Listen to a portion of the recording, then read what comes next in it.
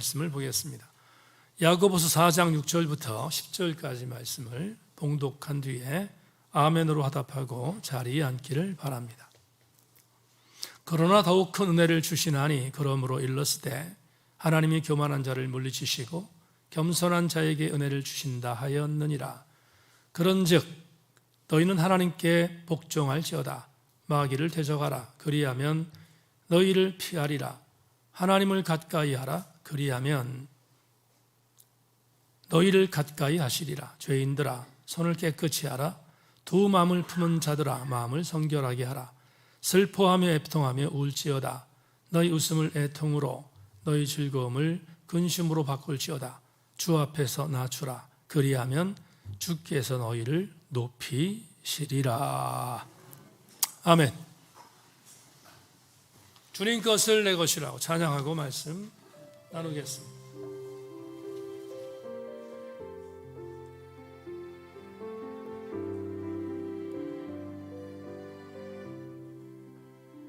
주님 것을 내 것이라고 고집하며 살아와 금은보화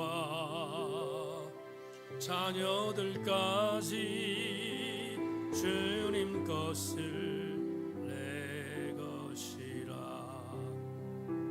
아버지여 철없는 종을 용서하여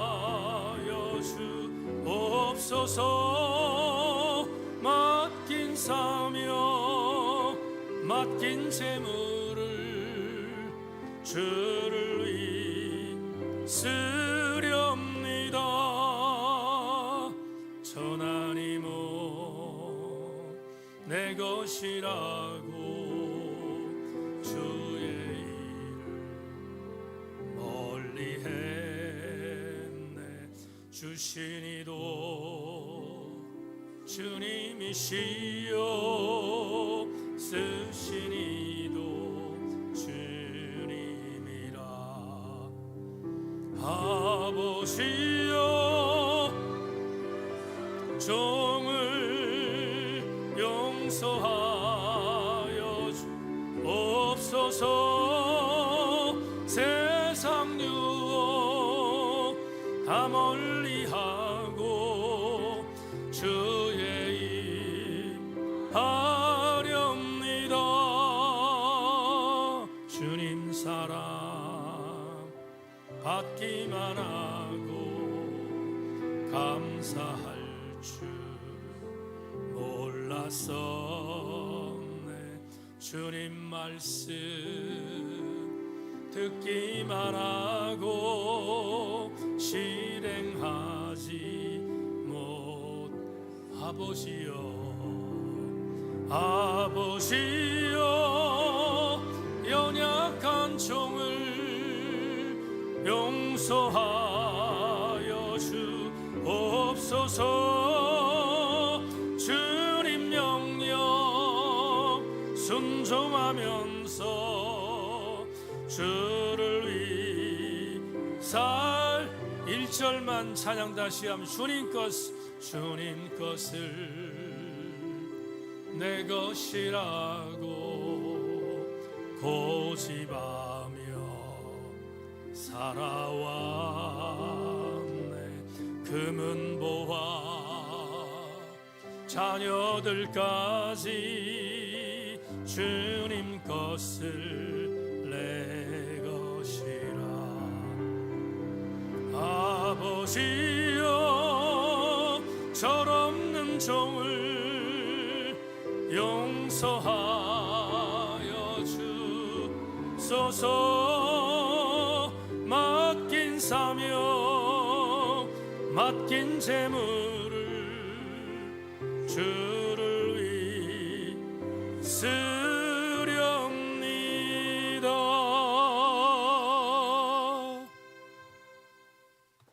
6월 첫 주 2부 예배에 에베소로 선교우들과 말씀을 나누겠습니다. 주님 말씀이 우리를 강타하게 하셔서 말씀 때문에 말씀으로 인해 말씀에 사무쳐 다시 주님이 원하시는 방향성을 향하여 달려가는 은혜로운 시간이 되게 하여 주옵소서. 하나님, 오늘 이 시간 주의 은혜가 우리 모두에게 임하는 강력한 기름 부음이 있기를 소망하며 말씀은 들려지게 하여 주옵소서. 우리 주 예수 그리스도 이름으로 기도 올리옵나이다. 아멘. 말씀에 기대를 거십시다. 한번 인사합니다. 말씀에 기대를 거십시다. 야고보서 17번째의 강의 제목으로 맞서려면 이라는 첫 번째 제목을 갖고 오늘 여러분과 함께 은혜를 나누고, 다음 주에 맞서려면 두 번째 제목을 갖고 이 본문을 중심으로 해서 은혜를 나누고자 합니다. 은혜 시간 되기를 소망합니다. 글 하나 읽고 말씀을 시작하겠습니다. 찰리 스타인맨츠는 외소증 환자였습니다. 못생기고 신체적 결함이 있는 사람이었습니다. 그러나 그는 전기 분야에서는 가장 뛰어난 재질을 가진 사람으로 세상에 알려진 사람입니다. 스타인맨츠는 미시간주 디어본에 있는 헨리포드의 첫 번째 공장에다 큰 발전기를 설치했습니다. 어느 날 이 발전기가 고장이 나서 공장의 가동이 중단되었습니다. 일반 점검과 수리공들을 불렀지만 그런 발전기가 다시 돌아가게끔 고치지 못했습니다. 그들은 이로 말미암아 손해를 보게 되었습니다. 그런 다음 포드는 스타인매츠를 불렀습니다. 전기 분야의 최고의 천재가 도착했습니다. 몇 시간 동안 규모 없이 일하는 것처럼 보이더니 마침내 스위치를 돌리니 큰 포드 공장이 다시 가동되기 시작했습니다. 며칠 후 헨리 포드는 스타인매츠로부터 $10,000의 청구서를 받게 되었습니다. 포드는 그가 비록 부자이긴 했지만 이렇게 쓴 노트를 붙여서 다시 돌려보냈습니다. 찰리, 이 청구서 금액은 당신이 그렇게 모터를 두드리면서 몇 시간 일한 것에 비해 너무 비싼 금액이 아닙니까? 스타인매츠는 포드에게 다시 이렇게 써서 청구서를 보냈습니다. 모터에서 두들기며 일한 공임 $10, 어디를 두들겨야 할지를 알아낸 것 $9,990, 합계 $10,000. 헨리 포드는 청구서 금액을 그대로 지불했습니다. 이번 독서 반원들이 함께 읽게 되는 헨리 데이비스 시멘즈가 쓴 상한 감정의 치유에 담겨 있는 글입니다. 고전적인 예화이긴 하지만 곱씹을 때마다 참 많은 생각을 하게 만드는 교훈이 이 글 안에 있습니다. 모든 문제에는 그 문제를 일으키는 원인이 반드시 존재합니다. 그러기에 한번 일어난 문제를 또다시 경험하지 않게 하려면 그 문제의 원인이 어디에서 기인되었는가를 정확하게 파악해야 합니다. 헨리 포드가 스타인매츠에게 $100를 고스란히 지불할 수밖에 없었던 이유는 스타인매츠가 진단한 진단에 항복했기 때문입니다. 원인을 진단하는 것은 대단히 중요합니다. 우리가 어떤 문제를 당할 때 그 문제가 원인이 있다는 것을 우리는 부인할 수 없습니다. 그런데 그 원인을 정확하게 파악하지 않으면 또다시 연속적인 문제가 발생하기에 그 원인이 무엇인지를 발견하여 그 원인을 처방하고 문제를 해결할 수 있도록 하는 것은 대단히 중요한 일이 아닐 수 없습니다. 만사가 그렇습니다. 하물며 영적인 문제야 더 말할 나위가 있겠습니까? 영적인 문제에 있어서 진단을 하는 것은 우리에게 대단히 중요합니다. 저는 우리 교우들과 야고보서 16번째 강의를 통해서 우리 그리스도인들은 성령과 길벗이 되어 성령과 벗할 때만 육체의 정욕을 이길 수 있음을 함께 상고했습니다. 육체의 정욕을 이길 수 있는 유일한 방법은 성령과 벗하는 것임을 여러분과 함께 나누었습니다. 포괄적으로 지난주에 말씀드렸던 것처럼 세상과 벗하는 사람은 육체의 정에서 벗어날 수 없기에 세상과 벗하지 말고 성령님과 벗해야 함을 여러분과 함께 나누었는데, 약속드린 것처럼 오늘부터 다음 주까지 6가지로 여러분과 함께 그렇다면 세상과 벗하지 않고 성령과 벗하는 삶이 과연 무엇인가를 구체적으로 나누려고 합니다. 오늘은 여러분에게 첫 번째 시간으로, 다음 주에는 두 번째 시간으로 함께 성령과 벗하는 삶이 뭘까? 다시 말하면 육체의 정욕과 맞서 싸우는 일이 뭘까를 진단하고자 합니다. 아시는 것처럼 여러분 담임 목사는 원포인트 설교를 합니다. 설교를 준비하면서 성서 본문을 해석하고 거기에 있는 메시지를 한 가지로 추격해서 말씀을 드리지만, 오늘은 어쩔 수 없이 제가 신학교에서 배웠던 그대로 3대지 설교를 할까 합니다. 왜냐하면 오늘은 여러분과 함께 세상과 벗하지 않는 성령과 벗하는 방법을 3가지로 나누어야 하기 때문입니다. 더불어 다음 주에도 마찬가지 3가지로 나눌 것입니다. 그래서 불가피하게 오늘과 다음 주는 3대지 설교를 하는 것을 여러분들이 이해해 주시기를 부탁드립니다. 지금부터 본문으로 들어가 우리가 성령과 벗하여 세상과 벗하지 않는 삶을 살고 정욕과 맞서 싸울 수 있는 방법을 구체적으로 3가지로 진단하겠습니다. 먼저 첫 번째, 우리가 세상과 벗하지 않고 성령과 벗하여 육체의 정욕과 싸워 이길 수 있는 방법 첫 번째를 소개합니다. 그것은 겸손한 그리스도인이 되는 것입니다. 다 같이 아멘. 6절을 보겠습니다. 오늘 본문 6절로 함께 은혜를 나눕니다. 6절 같이 읽겠습니다. 시작. 그러나 더욱 큰 은혜를 주시나니 그러므로 일렀을 하나님이 교만한 자를 물리치시고 겸손한 자에게 은혜를 주신다 하였느니라. 다 같이 아멘. 여러분, 이 문장은 오늘 본문만 나오지 않습니다. 이 문장은 성경 여러 곳에 등장합니다. 그래서 이 6절 말씀은 우리에게 낯설지 않습니다. 야고보서 저자는 오늘 독자들에게 말합니다. 하나님은 교만한 자를 물리치지만 겸손한 자는 주님이 받으신다 라고 말했습니다. 성경의 중요한 명제입니다. 다시, 하나님은 교만한 자를 물리치시고 겸손한 자를 품으십니다. 이것이 성경의 명제입니다. 그런데 오늘 설교를 진행하면서 묻겠습니다. 이 기가 막히게 우리에게 익숙한 이 명제대로 우리는 왜 살지 못합니까? 우리는 왜 겸손한 삶이 아니라 교만한 삶을 더 많이 살아가는 이유가 뭡니까? 그걸 여러분 냉정하게 질문해 보십시다. 도대체 우리는 왜 겸손한 삶보다 교만한 삶을 더 많이 사는가? 이유는 간단합니다. 세상과 벗하기 때문입니다. 세상과 벗하면 정욕대로 삽니다.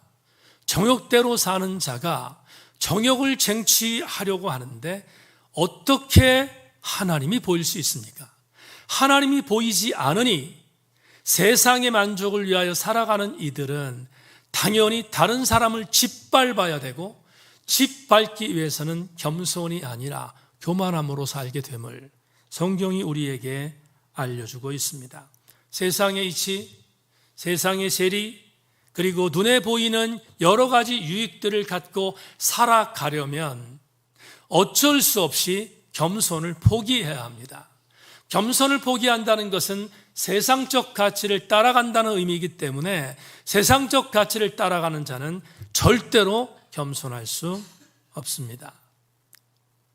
그런데 주목할 것은 성경은 우리에게 그럼에도 불구하고 겸손하게 살 것을 가르칩니다.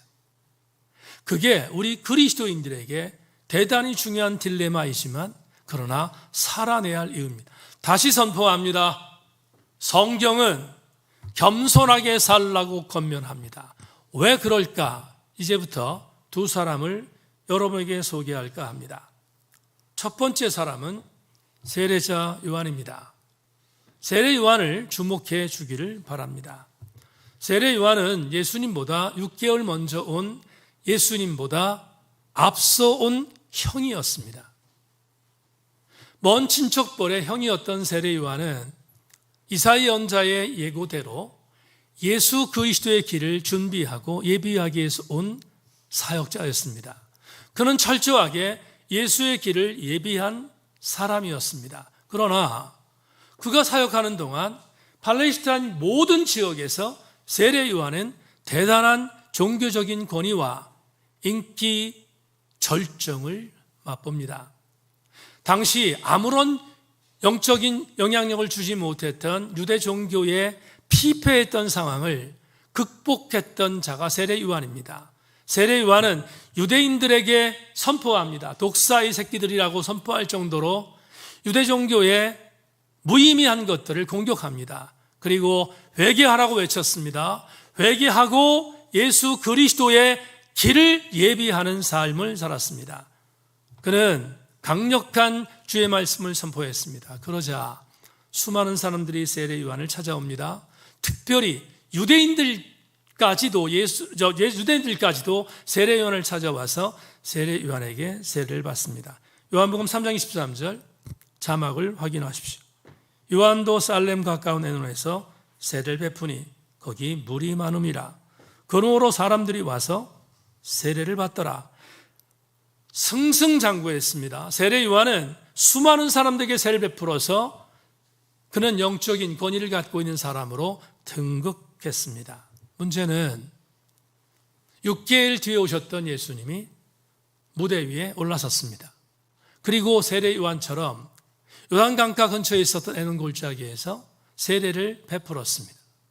많은 사람들에게 회개를 선포하며 세례를 베풀었습니다. 세례 요한과 똑같은 메시지를 증거한 겁니다. 그러자 어떤 일이 벌어졌는지 요한복음 3장 26절은 이렇게 증언합니다. 그들이 요한에게 가서 이르되 라삐여 선생님과 함께 요단강 저편에 있더니 곧 선생님이 증언하시던 이가 세례를 베풀매 사람이 다 그에게로 가더이다. 무슨 말입니까? 반전이 일어났습니다.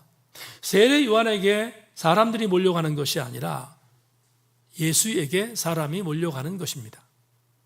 그러자 세례 요한을 따르던 제자들은 급해졌습니다. 그리고 선생님을 찾아갑니다. 찾아가서 말합니다. 선생님, 우리에게 오는 사람들이 줄었습니다. 저쪽에 예수라고 하는 자에게 사람들이 갑니다. 이거 정말 큰일입니다. TF팀을 구성합시다. 뭔가 문제가 있으니까 이제 우리가 다시 사람들을 끌어모으기 위하여 어떤 대책을 강구합시다라고 세례 요한 선생님에게 물었습니다. 그러면 세례 요한은 뭔가 방책을 내놓아야 합니다. 리더십을 갖고 예수에게 가는 사람들을 막고 자기에게 사람들이 오도록 뭔가 제자들의 요구에 합당한 대책을 발표해야 합니다. 그런데 놀라운 일이 벌어집니다. 이렇게 위급한 상황 속에서 세례 요한이 반응했던 반응이 요한복음 3장 30절에서 한 절로 선포됩니다. 그는 따라합시다. 시작. 그는 흥하여 하겠고 나는 쇠하여야 하리라 하니라. 무슨 말입니까? 당연하다는 것입니다. 내게 오는 사람들이 중단되어지고 예수께 가는 것이 당연하다는 것입니다. 그건 이치라는 것이고 그게 내가 온 목적이라는 것입니다. 아무리 생각해 봐도 당시 상황으로 볼 때는 세례 요한은 대단히 못마땅할 수 있는 상황이었습니다. 세례 요한은 정체성을 잃지 않고 나는 쇠하는 것이 마땅하다. 예수는 흥하는 것이 마땅하다라고 선포합니다. 그러자 예수께서 세례 요한을 극찬합니다. 누가복음 7장 28절에서 예수께서 세례 요한에게 했던 음성이 이것입니다. 내가 너희에게 말하노니 여자가 낳은 자 중에 요한보다 큰 자가 없도다. 극찬 중에 극찬이지. 왜 이 말씀을 드렸는가? 세례 요한을 여러분에게 소개한 이유가 뭘까? 세례 요한은 겸손의 사람이었음을 말씀드리기 위함입니다. 세례 요한은 예수 그리스도의 길을 예비하기 위해 먼저 온 사람이었는데 그는 자기의 이권을 위하여 예수 그리스도의 권위에 월권하지 않았습니다. 그는 겸손했습니다. 겸손하게 살았던 자가 세례 요한입니다. 여러분들 가운데서 세례 요한에 대해 익숙한 자는 그렇지라고 생각할 것입니다. 한 분 더 소개하겠습니다. 이제는 예수님입니다. 예수님을 여러분에게 소개하겠습니다. 마가복음 5장을 보면 마가복음 5장에 12년 동안 혈류로 고통받고 있는 여성이 등장합니다. 여기 있는 여성 여러분, 만약 여러분들이 12년 동안 약을 썼는데 여러분에게 사혈이 중단되지 않는다고 상상해 보십시다. 얼마나 엄청난 고통이었겠습니까? 누가복음의 보고에 의하면 이 여인은 의원을 찾아가서 치유를 부탁했습니다. 또 말합니다. 엄청난 돈을 썼다고 말합니다. 당연합니다. 여성이 갖고 있는 그런 여러 가지의 어떤 질병 속에서 12년 동안 포로되어 있었으니 얼마나 고통스러웠겠습니까? 그런데 소용이 없었습니다. 어느 날 자기 마을에 예수께서 지나가신다는 이야기를 들었습니다. 거기는 엄청난 사람들이 몰려들었습니다. 문제는 육체에서 피를 보이는 여성은 회중 속으로 들어갈 수 없습니다. 율법에 부정하다고 정의됐기 때문입니다. 만에 하나 부정한 여인이 회중으로 들어가면 죽을 수 있습니다. 돌에 맞아 죽을 수 있습니다. 생명을 건 모험이 필요했습니다. 이 여인은 죽기를 각오하고 무리 속으로 들어갑니다. 그리고 예수 근처에 갔습니다. 예수님 근처에 가서 뒤에서 예수 그리스도의 옷을 붙들었습니다. 그러자 옷이 붙들어지는 순간 성경은 보고합니다. 예수님의 몸에서 뭔가 치유의 기운이 빠져나갔다는 사실을 예수님이 알았습니다. 뒤쪽에서 그런 일이 일어났습니다. 예수께서 뒤를 쳐다보며 이렇게 말합니다. 누가 내 옷에 손을 대었는가? 누가 내 옷에 손을 대었는가?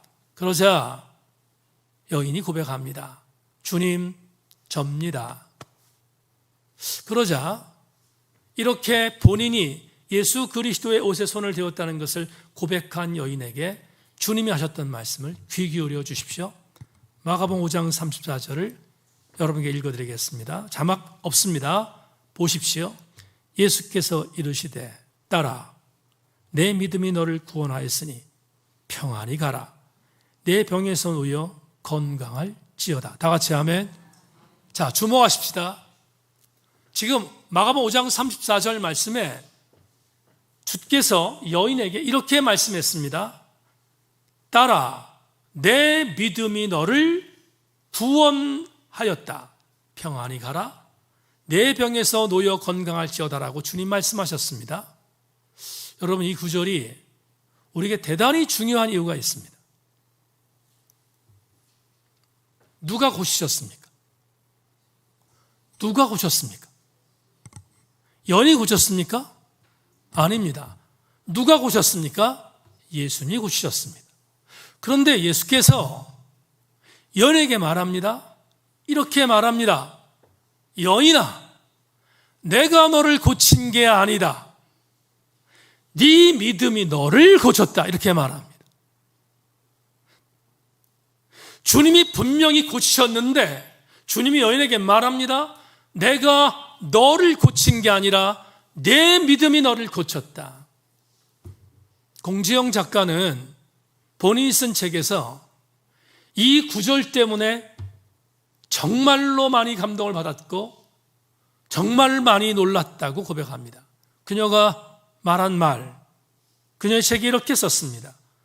예수께서 오래도록 나를 울린 말, 자기가 병든 자를 다 고쳐주고 했던 그 말, 여인아 가거라, 내 믿음이 너를 구했다.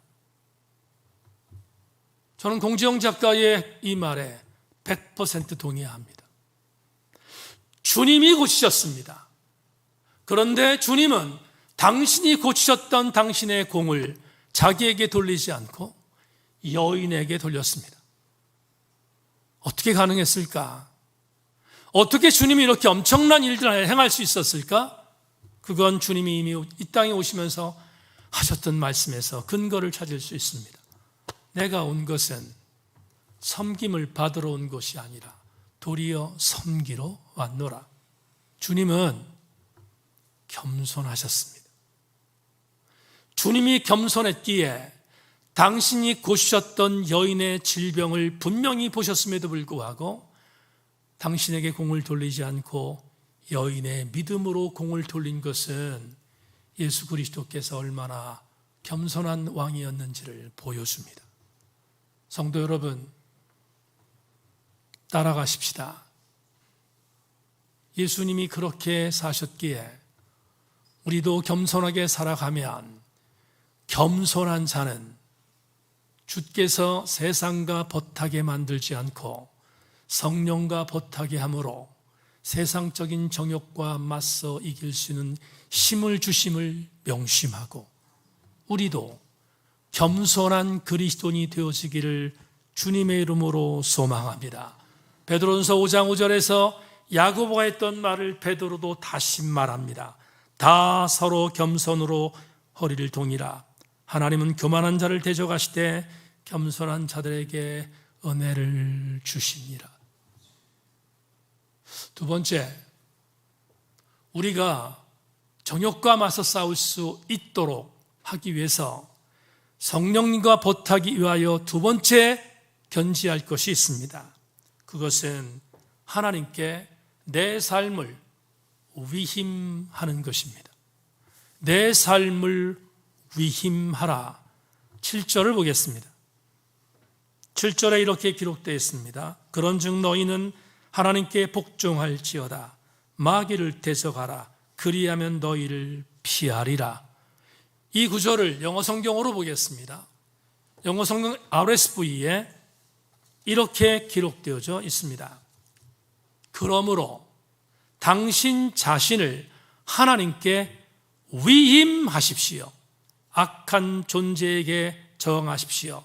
그러면 마귀는 당신으로부터 달아날 것입니다. 주목할 것은 분명히 7절에서 너희는 하나님께 복종하라고 되어 있습니다. 이 복종이란 단어는 헬라어 휘포타스의 번역입니다.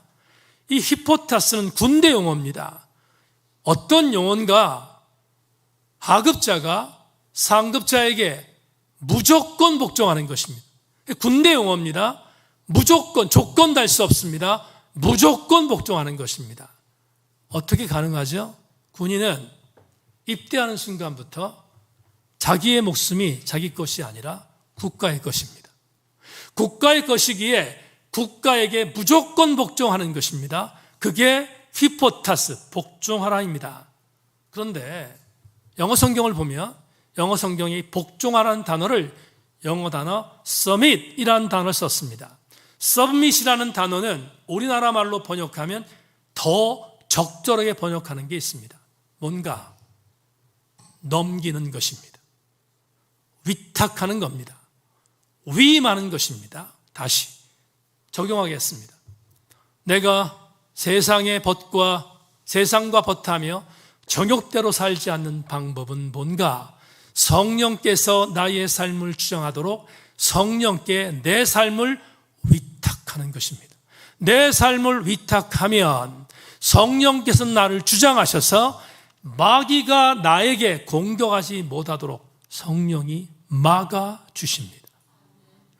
이게 7절의 말씀입니다. 이런 감동이 설교 준비하면서 제게 임했습니다. 내 삶의 주권을 내가 쥐고 흔들면 성령이 나에게 들어오실 수 없습니다. 성령은 이렇게 말합니다. 내 삶의 주권이 너니까 네가 책임지라는 것입니다. 그런데 내가 하나님의 은혜로 내 삶을 성령께 위임하면 그때부터 성령께서 내 삶을 통치하십니다. 통치하니까 성령께서 나를 주장하심으로 나를 공격하는 일체의 마귀의 공격에서 내가 이길 수 있도록 도와주는데, 성경 7절은 말합니다.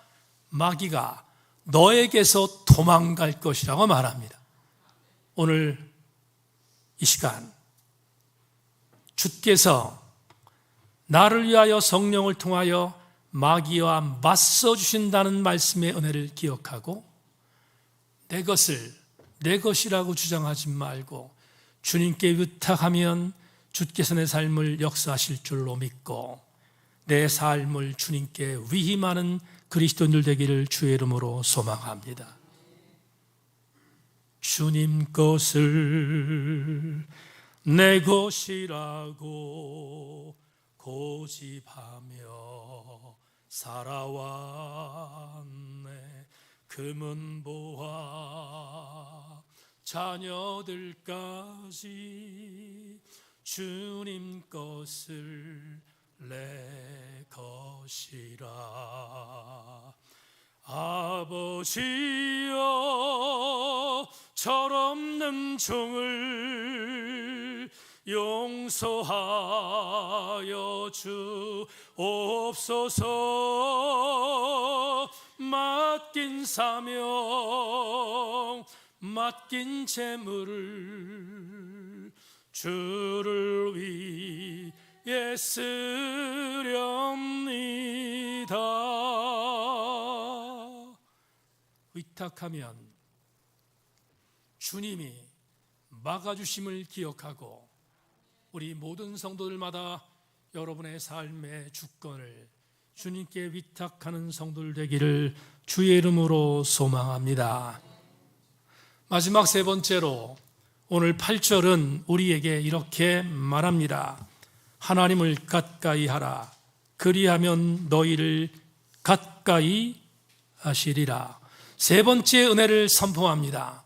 교우 여러분, 세상과 버타지 않고 성령님과 버타여 정욕을 이길 수 있는 방법은 내가 하나님께 가까이 나아가는 것입니다. 하나님께 가까이 나아가는 것, 그게 무기라는 사실을 명심하십시다. 오늘 8절 말씀을 읽다 보니 생채기가 난 것 같습니다. 왜냐하면 거침없기 때문입니다. 대단히 거칩니다. 여러분, 타협하지 않습니다. 야고보 저자는 말합니다. 세상과 싸워 이기고 싶은가? 하나님께 가까이 가라고. 하나님께 가까이 가라고 선포합니다. 타협이 없습니다. 가까이 가라. 신명기 4장 7절을 여러분에게 소개합니다. 우리 하나님 여호와께서 우리가 그에게 기도할 때마다 우리에게 가까이 하심과 같이 그 신이 가까이함을 얻은 큰 나라가 어디 있느냐? 여러분, 이 구절을 표준 세번역 성경으로 다시 읽어드리겠습니다. 주 우리의 하나님은 우리가 기도할 때마다 우리 가까이에 계시는 분이십니다. 이와 같은 하나님을 모신 위대한 민족이 어디에 또 있겠습니까? 이 구절을 여러분에게 인용하여 소개한 이유가 있습니다. 여러분, 이스라엘을 바라보십시다. 우린 지난 5월달 우린 민수기서를 새벽 예배에 봤습니다. 민수기서를 보면서 레마를 매일마다 찾았습니다. 근데 여러분, 뒤돌아보십시다. 무엇이 보였습니까? 이스라엘이 고분고분 하나님을 따랐습니까? 그렇지 않습니다. 징글맞게 하나님 앞에 하나님을 거절하고 하나님을 저항하고 하나님을 배반했습니다. 그런데 때때마다 하나님은 중재자 모세를 통하여, 그리고 여호수아를 통하 갈렙을 통하여 하나님은 이스라엘을 포기하지 않습니다. 제가 보기에도 이스라엘을 바라볼 때 하나님이 이제는 그만둬도 돼, 이제는 정말로 포기해도 돼 라고 해도 절대로 가언이 아닙니다. 하나님 잘못 없습니다. 우리는 지난 5월달 동안 새벽 예배를 통하여 얼마나 이스라엘 하나님 앞에 범죄했는지를 보지 않았습니까? 그런데 신명기 4장 7절에서 이렇게 말합니다. 그렇게 지긋지긋하게 정말로 괴롭혔고 방해했던 이스라엘 향하여 부가 의문문으로 이렇게 말합니다. 들어라, 이렇게 나에게 속삭였던 이스라엘이지만 이스라엘이란 나라만큼 내가 가까이 한 민족이 있었는가? 이렇게 되묻고 있어요. 당담합니다. 하나님은 다른 나라와 함께하지 않았습니다. 이스라엘과 가까이 하셨습니다. 왜 그랬습니까? 하나님은 이스라엘을 택한 민족으로 삼으셨기 때문입니다. 왜 이 말씀이 나에게 감동이 되는지 아십니까? 주님은 이스라엘이 멀리해도 주님은 이스라엘을 가까이 했습니다. 이 은혜가 이렇게 접목됩니다. 영적 이스라엘이 누구입니까? 영적 이스라엘이 과연 누구입니까? 바로 여기서 예배를 드리는 저와 여러분 아닙니까? 우리가 이스라엘과 뭐가 다릅니까? 다르지 않습니다. 그런데 놀라운 사실이 있습니다. 우리 주 예수 그리스도의 은혜로 인하여 구원받은 우리들을 주님이 가까이 하시지 않습니까? 그러기에 우리는 재론의 여지가 없습니다. 주님이 나에게 가까이 오고 있다면 나도 반응해야 합니다. 어떻게? 나도 하나님께 가까이 가야 되지 않겠습니까? 지난 주간 제게 가까이 오신 주님 간증하겠습니다. 그리고 설교를 맺겠습니다. 지난 5월 30일 아침입니다. 서재에서 성서일과를 묵상했습니다. 그날 아침에 묵상한 성서일과의 요절은 시편 97편 1절로 7절입니다. 시편 97편 1절로 7절을 자막을 통해서 확인하십시오. 여호와께서 다스리시나니 땅은 즐거워하며 허다한 섬은 기뻐할지어다. 구름과 흑암이 그를 둘렀고 의와 공평이 그의 보좌의 기초로다. 불이 그의 앞에서 나와 사방의 대적들을 불사르시는 도다. 그의 번개가 세계를 비추니 땅이 보고 떨었도다. 산들이 여호와 앞 곧 온 땅의 주 앞에서 밀랍같이 녹았도다.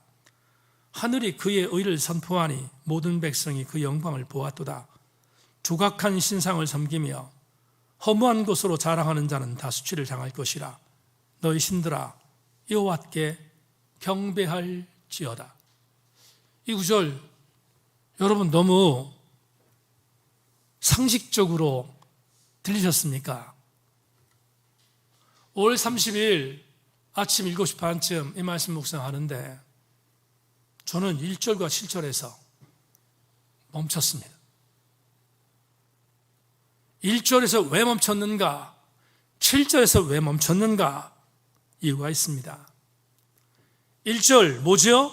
1절에 말합니다. 여호와께서 다스리시나니 땅은 즐거워하며 허다한 섬은 기뻐할지어다. 7절이 뭐죠?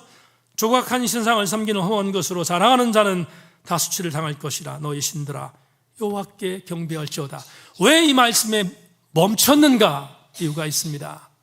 그날 묵상 노트에 쓴 내용을 그대로 읽겠습니다. 여호와께서 다스리시나니 땅은 즐거워하며 허다한 섬은 기뻐할지어다. 놀라운 고백이다. 야훼 말라크, 즉 야훼께서 다스린다는 의미다. 2025년 5월 30일 영적 기상도와 현주소는 이 선언에 대하여 비웃는다, 조소한다, 말이 되는 소리를 하라고 비아냥된다. 오늘 식자들은 말한다. 과학이 다스린다. 혹은 이제 이런 세상이 될지도 모른다, AI가 다스린다, 말 그대로 동서남북을 좌우로 바라보면 제2 바벨탑이 완성되어 가는 모양새다. 아마도 신할 평지에 바벨탑을 세웠던 이들은 바벨탑이 한층 한층 쌓일 때마다 쾌재를 불렀으리라. 이제 드디어 하늘 꼭대기에 닿았다고 자평했으리라. 하지만 성경은 단 한 번도 양보하지 않고 선언한다. 야훼 말라크, 하나님이 다스리신다. 이곳에서 조금 더 물러서지 않은 시인은 담대히 이렇게 선포했다. 조각한 신상을 섬기며 허무한 것으로 자랑하는 자는 다 수치를 당할 것이라. 너희 신들아, 여호와께 경배할지어다. 바벨은 바벨이지 하나님이 아니다. 아니, 하나님이 될 수 없다. 조각한 것은 허무한 것이다. 그러기에 그 조각은 반드시 수치를 당하게 될 거라는 시인의 선포가 너무 감동으로 다가온다. 나는 시인의 노래가 내 노래임을 고백한다. 그렇게 또 하루를 시작한다. 조각된 것이 산산조각되는 날, 바로 그날이 오고 있다. 허다한 섬들이 기뻐할 이유다. 물러서지 않으리. 주님의 주님 되심에. 왜 여러분에게 5월 30일의 묵상 노트를 소개했는지 아십니까? 1절과 7절로 다가오신 주님은 그날 아침 서재에 제게 가장 가까운 장소에 계셨습니다. 그리고 저에게 말씀해 주셨습니다. 아들아, 야훼 말라크, 나는 하나님인데 내가 다스린다. 흔들리지 말아야 합니다. 주님이 통치하심에서 흔들리지 말아야 합니다. 우리 주님은 5월 30일 날 여러분의 담임 목사에게 가장 가까이 오셔서 말씀했습니다. 이 목사야, 흔들리지 말라. 야훼 말라크라고 말씀하셨습니다. 그날 큐티를 마치며 하나님 앞에 노래했습니다.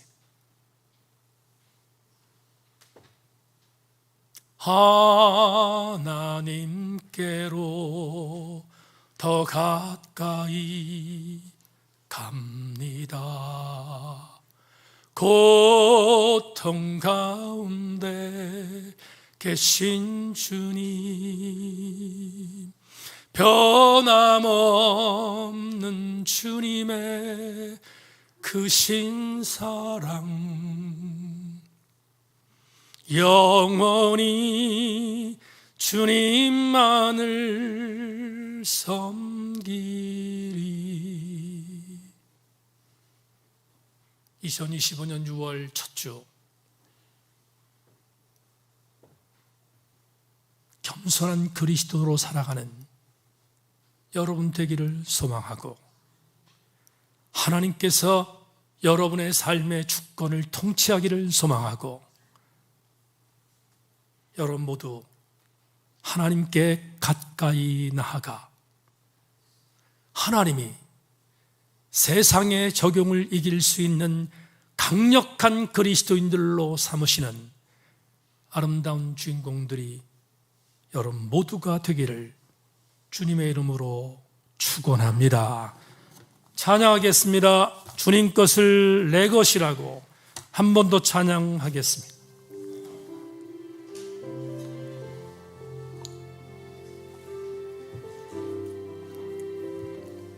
말씀 생각하며 찬양 올립니다. 주님 것을 내 것이라고 고집하며 살아와 금은보와 자녀들까지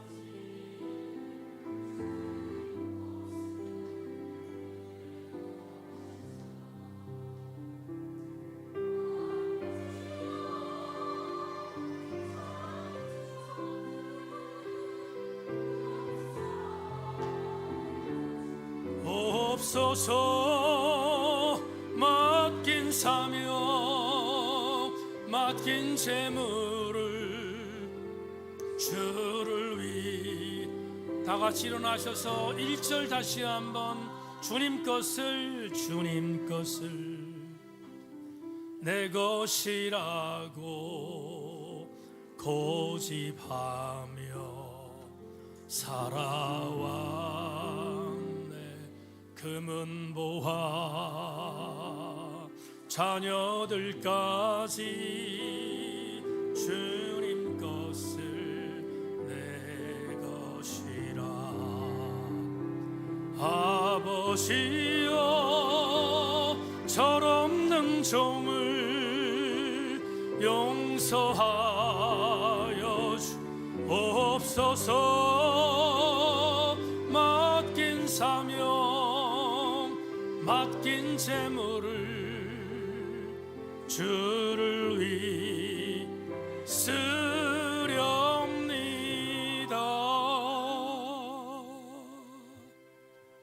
6월 첫 번째 주일 예배자로 나와 주의 말씀을 받았습니다.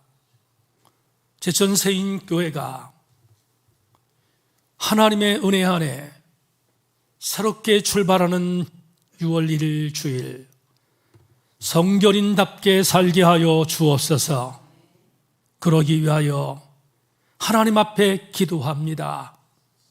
오늘 선포한 3가지의 은혜가 우리 모든 성도들의 무기 되게 하여 주셔서 하나님 한 주간을 살며 하나님의 능력 안에 더 놀라운 일들을 보고할 수 있는 강력한 은혜가 한 주간 성도들의 범사 속에 흘러넘치게 하여 주시옵소서. 하나님, 예배자로 서서 주 앞에 우리의 신앙의 고백들을 담아 드렸습니다. 6월 3일 대선이 있습니다. IMF 시대보다 더 힘든 경제적인 환란이 이 땅에 몰려왔습니다. 주님, 새로 뽑히는 대통령, 경제를 살리게 하여 주옵소서. 그리고 어렵지 않도록 하나님, 이 민족을 위하여 헌신하는 대통령이 선출되게 하여 주시고, 하나님, 그리하여 우리 제천세인교회에 속해 있는 성도들 물론이거니와 모든 이 땅에 있는 백성들이 마음껏 노래할 수 있는 날이 돌아오도록 주여 은혜를 내리워 주옵소서. 마음을 다하여 우리의 신앙 고백을 그럼에도 불구하고 드렸습니다. 가정은 가정대로, 직장은 직장대로, 경영터는 경영터대로, 사랑하는 자녀손들은 자녀손들의 범사 속에 주님 간섭해 주셔서 하나님, AI가 하나님으로 둔갑하며 물질 만명이 하나님으로 둔갑하며 그리고 과학 문명이 하나님으로 둔갑한 시대에 흔들리지 않는 신앙으로 승리하는 교우들 범사가 되도록 강복하여 주시옵소서. 지금은 주 예수 그리스도의 은혜와 하늘 아버지의 극진하신 사랑과 성령님의 감동 감화하심의 은혜가 주님 맞서겠습니다. 그러나 내가 맞서는 것이 아니라 성령이 나를 위하여 맞서시는 아름다운 주인공이 되겠습니다. 결심하며 돌아가는 우리 모든 교우들 머리머리 위에 지금부터 영원토록 함께 계시옵기를 간절히 축원하옵나이다. 아멘, 아멘, 아멘.